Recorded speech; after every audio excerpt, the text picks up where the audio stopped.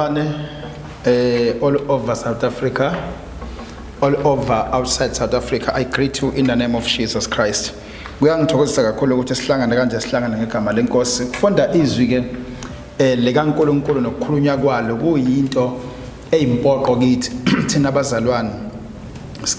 Kuyinto futhi eyimpoqo kithina ebandleni. Ngiyafisa ukuthi sibuke izwi likaNkulunkulu namhlanje sokhuluma ngendaba yobizo noma ngendaba yogcobo oluhamba nobizo ngoba kunezikhathi eziningi eBhayibhelini la khona kuvela igameko la uNkulunkulu ebiza abantu noma uNkulunkulu ethumela ingelosi zakhe ukuthi zilande abantu abazokwenza umsebenzi noma bazofezekisa icebo likaNkulunkulu ngendlela kaNkulunkulu. iBhayibheli ke lithi ngelilanga there was a man in the book of Genesis, igama layo kwakungu Abraham. Abraham iBhayibheli wayezalwa uTera uyabona laphana umzukulu laphana wo Enoch mawuzo swako Enoch uzofika bani olamakhe bani uzofika njalo ko Adam.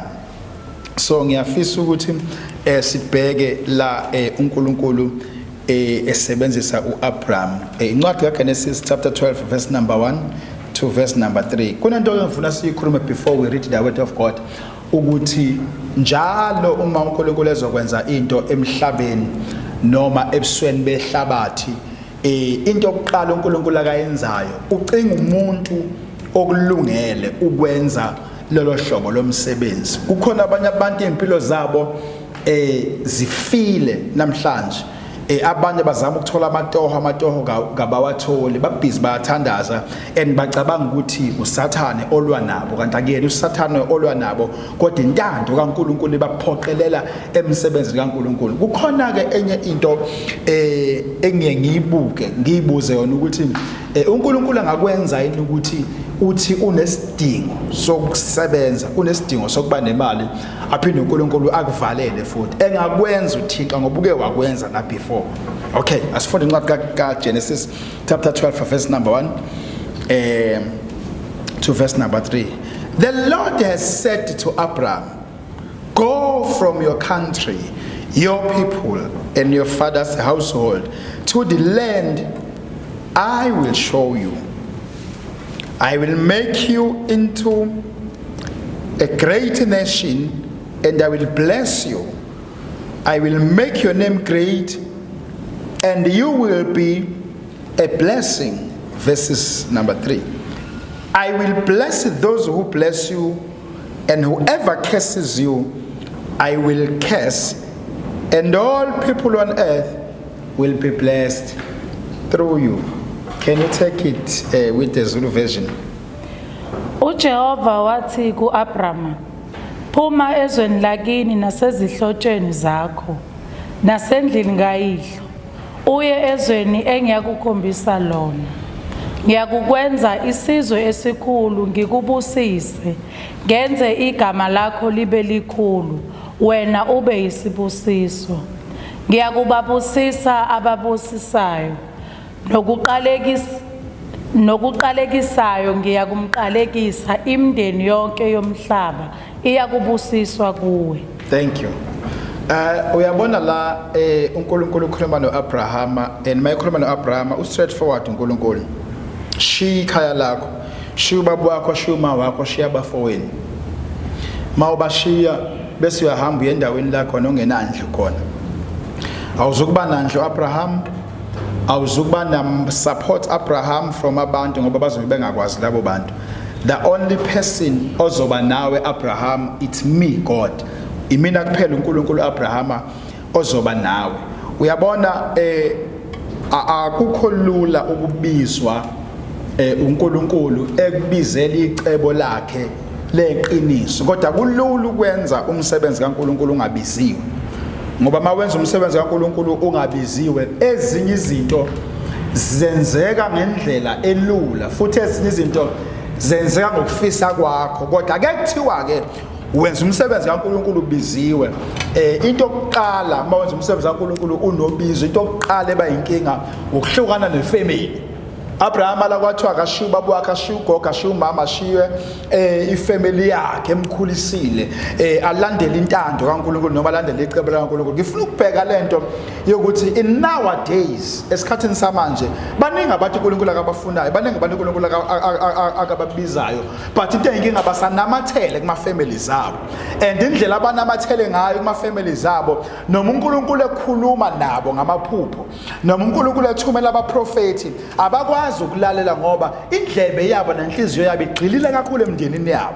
Okay, ngifuna sibuke lapha ku verse number 2 lithi iBhayibheli, I will make you into a great nation and I will bless you, I will make your name great. So ngamanye amazwi uNkulunkulu uthi ngizokwenza Abrahama isizwe. So ngamanye amazwi uNkulunkulu la wayefuna ukuestablish isizwe noma wayefuna ukuqala isizwe esithile, kodwa uNkulunkulu ngenxa yokuthi uNkulunkulu akanawo umzimba, uNkulunkulu umoya, uNkulunkulu akanawo umzimba, akanayo inyama, akanalo igunya uNkulunkulu lokuba kulomhlaba waka earth, kodwa uNkulunkulu unegunya lokuthi afike la emhlabeni uma engene kumuntu noma uma isebenza ngomuntu. uNkulunkulu kahle kahle akanazo izandla zenyama ezenza into yenyama, kodwa uNkulunkulu ungena ezandleni zomuntu onenyama bese sebenza ngalowo muntu. Ngibheka ukuthi wayefuna ukwenza ination, kodwa ngenxa yokuthi uNkulunkulu umzimba akanawo, umzimba uNkulunkulu ukhandile wawubumba ngezandla zakhe, wayesephefumulela emzimbeni, umzimba wasuba umuntu, wayesenikeza umuntu igunya lokuthi lowo muntu abe ngumuntu, abe uNkulunkulu emhlabeni, abe uNkulunkulu ezilwaneni zomhlaba. Kodwa yena uNkulunkulu umenzi wakho konke, akanalo igunya lobuNkulunkulu lokubusa ehlabathini ngoba umoya. A spirit cannot rule over the physical world. Right. Ngifuna ukubuka lesisi uNkulunkulu wayesikhanda owayefuna ukusenza ngoAbraham, wakuphoqa ukuthi asenze ngoAbraham kodwa uAbraham engekho ebantwini bakubo. So kunecebo likaNkulunkulu elizungeza umuntu nomuntu noma kunemfihlo kaNkulunkulu ekumuntu nomuntu obiziwe namhlanje, kodwa umuntu ngenxa yokuthi usabheka ifamily, usabheka umndeni, usabheka ihlobo, akukwazi ukwenzeka, angeke lifezeke icebo likaThixo ngawe usabambelele kuyifamily. Verse number 3, I will bless those who bless you, and whoever curses you I will curse, and all people on earth will be blessed through. Right. Ngiyayithanda kakhulu ke le uthi ngizobusisa laba abakubusisayo. So ngamanye amazwi laba abahlangana nawe endleleni bese bayakuthanda, laba abahlangana nawe endleleni bese beba ngabantu abahle kuwe, ngizobabusisa. Kodwa bonke laba abathi behlangana nawe endleleni bese bayakuvukela befuna ukulwa nawe bephikisane nento oyenzayo, mina uNkulunkulu ngizobaqalekisa. Emveni kokuba mina uNkulunkulu sengibaqalekisile, umuntu ozoba namandla okulwa nabo wena Abraham, ngoba mina ngizobaqalekisa. I will speak a curse noma I will release noma I will deploy a curse over them. Then when Abraham ngoba ngizoba sengibaqalekisile uzobe usunamandla una Abraham to defeat them. So ngabanye amazwi uNkulunkulu akanawo amandla ezandla okulwa nezitha zethu, kodwa uNkulunkulu amandla akhe ukhuluma isiqalekiso bese khuluma isibusiso kithi thina bese siqeda ngezitha zethu bese sibulala izitha zethu. God wants to create a big nation. Noma uNkulunkulu ufuna ukukhanda enze isizwe esikhulu, kodwa ufuna ukusenza ngawe. Into eyinkinga wena ulivumelile ubizo. Ngabe ubizo namhlanje awusebenzi, namhlanje into zakhe ayihlangani, namhlanje akulungi lutho kuyahlakazeka ngoba unqaba ubizo. Ubizo noma ungalinqaba kanjani awukwazi ukubalekela ubizo. Ubizo lifana nesithunzi sakho, ubizo luyinsile ephila kuwe, ubizo uze ulivume bese kukhanya izinto. NjengoAbraham wayethanda ukunqaba kodwa kwasho ukuthi izulu selikhulumile, engathi ngathi izwi kaNkulunkulu likhulume nawe engahlala lifezeke. In the name of God the Father, God the Son, God the Holy Spirit.